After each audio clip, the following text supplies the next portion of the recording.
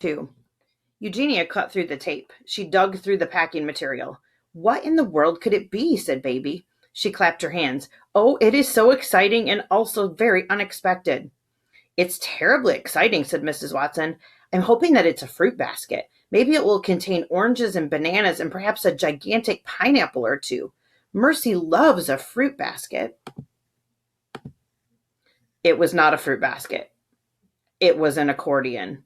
Baby and Eugenia and Mrs. Watson and Frank and the pig and General Washington all stood together and stared down at the open box. It's an accordion, said Frank. Obviously, said Eugenia. I was hoping for a fruit basket, said Mrs. Watson. Yes, said Eugenia, you said so, several times.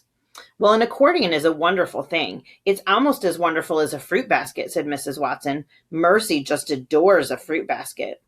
Who cares what pigs adore, said Eugenia. She stood with her hands on her hips and considered the accordion. She couldn't think of anything more frivolous, more gee-jaw-esque, more whoop-de-whoopish than an accordion.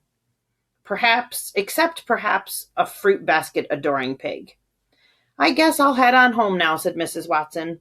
Good, said Eugenia. Take that pig with you. Mrs. Watson left. The pig, however, stayed behind. Eugenia closed her eyes. She didn't have time to deal with a pig. Little men with feathers in their caps were dancing through her head, playing accordions and shouting, Oompa, Oompa. Eugenia Lincoln did not believe in shouting Oompa, nor did she believe in putting a feather in one's cap. She opened her eyes. Franklin, she said. Tell me again the name of the company imprinted on the box. Blizentrap Schmacher, said Frank. Located where? Said Eugenia. New York City, said Frank. Right, said Eugenia. I will have this straightened out in no time. But sister, said Baby, it seems like such a nice accordion. Maybe someone wants you to have it. Maybe there is a reason you received it. Nonsense, said Eugenia. There is absolutely no reason for me to receive an accordion. Eugenia marched to the phone. She dialed information. I need the number for a Blizentrap Schmacher company in New York City, said Eugenia. Connect me immediately. A very long way away, a phone rang. Blizentrap Schmacher company, said an annoyingly sweet voice. This is Gladys Schmacher speaking. How may I help you? Yes, said Eugenia. I have inadvertently been sent an accordion, and I would like to return it forthwith.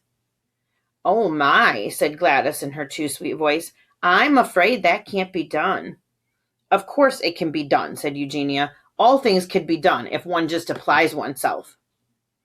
All of our accordions are non-returnable, you see, said Gladys. I don't see, said Eugenia. I don't see at all. You can't stop me from returning it. I am sending it back to you right this very moment. Well, said Gladys, you can send it back, but we will just return it to you. We are duty-bound to do so. Accordions belong with their people. I am not, said Eugenia, this accordion's people, or person, or what have you.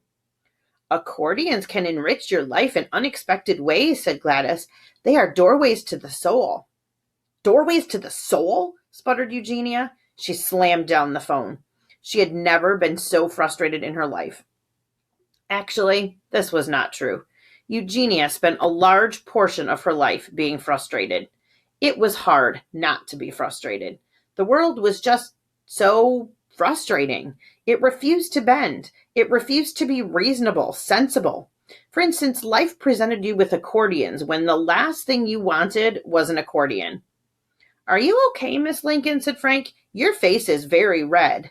I am perfectly fine, said Eugenia. This was a lie, of course, but under the circumstances, it seemed entirely appropriate to fib.